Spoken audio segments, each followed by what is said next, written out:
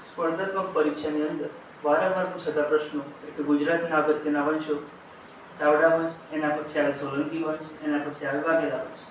એમાં પ્રથમ રાજા કયા અને અંતિમ રાજા કયા એ આપણને ઇઝીલી યાદ રહેતું નથી. એના માટે આપણે શોર્ટકટ જોઈશું. આ વાક્ય યાદ રાખવાનું. વનમાં સમાયેલ મૂર્તિ વીક છે. વનમાં એટલે કે ચાવડા વંશનો પ્રથમ રાજા વનરાજ ચાવડા, સમાયેલ એટલે કે સામંતસિંહ ચાવડા જે ચાવડા વંશનો અંતિમ રાજા હતો.